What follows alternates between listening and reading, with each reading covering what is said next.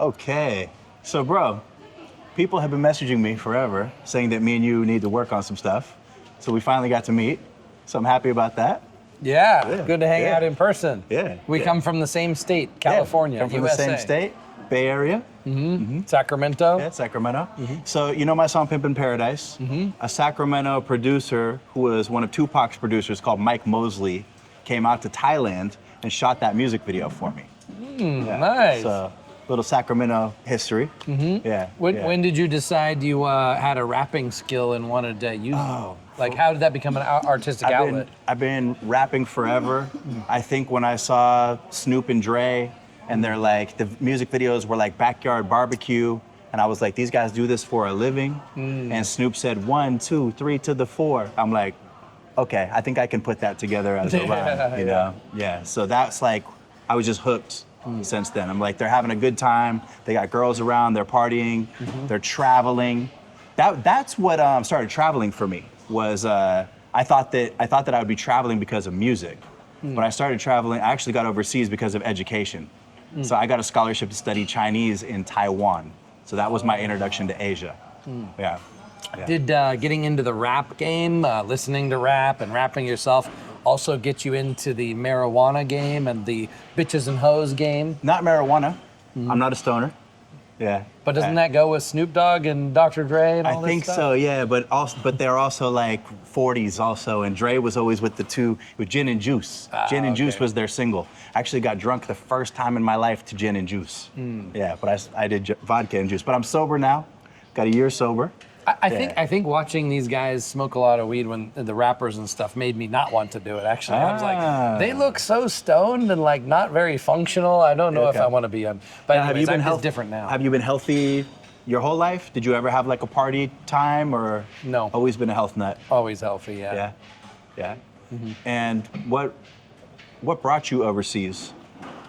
Sex tour. Really? Okay. Tell me that story. I was looking online and I saw pictures of Asian girls and white guys, and the guys were getting treated really well, better than anybody I knew was getting treated in America. I thought I'll just see what it's about. You know, like You I always wasn't like really, Asian girls? Not really. No. No, Yeah, it wasn't yeah. really about the fact that they were Asian. It was just exotic and different and an adventure. Okay. I didn't fall in love with the Asian. Well, okay, actually, no. Maybe some trauma was created because as I was a lawyer and I'd go to the courthouse every day, and there was this smoking hot Asian lawyer at court, the hottest girl in the whole courthouse. Okay. And what was her position? She's a lawyer. Okay. Yeah, and I made her my girlfriend. Oh, nice. And one day, she came from a really wealthy family. Her allowance from her father at the time was $10,000 a month, which would be the equivalent of $15,000 now per month. Damn. That was just her allowance. So she was only practicing as a lawyer because her family wanted her to. But technically, she could just retire off of her allowance that her parents would give her. Right. Garland. And so I was dating her, and she was amazing. It was an amazing relationship because she was so crazy smart. She was insanely beautiful. She was like the perfect girl. And one day she just up and said, "I'm moving to Italy," and up and left. Out of the blue. Out of the blue. Okay. Like I didn't even matter. You know, I've never had a girl break up with me like that in my entire life. It's crazy. For no reason, just up and leave. Later, I found out why. It's really interesting because I was not a party guy. I was not trying to be a flashy guy. That was not my thing. I was a nerd.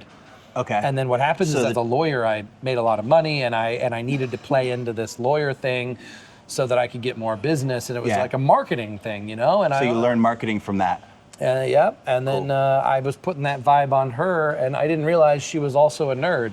Her idea of a romantic night was to sit home and read together, and that's what I wanted to do. Okay. But instead, I was taking her to front seat to the Kings game. I was taking her out to the fanciest restaurants. I had a Ferrari. I'm driving around the Ferrari, VIP, everything, and I'm just spoiling her. And later I found out her friend said that this is not the life she wanted. She wanted to crawl back in her hole and become a nerd again. And she quit law and she just moved to Italy to isolate herself. And I burned her out. It was the opposite. I thought I was being like the perfect Prince Charming in every Yeah. way, as far as on an American level, 10 out of 10. Yeah. Dan Bilzerian spoiling her with flash and Okay. status and money, and that's the opposite of what she wanted. So I lost her, and then that created like this desperation. Like I wanted an Asian girl to fill that spot. Like this was my perfect woman, and I lost her. So stupid because I Interesting. didn't listen to her feelings. I didn't listen to what she wanted. I was projecting what I thought she wanted. You know. That there may be some truth to that, but that might be her personality also. Yeah.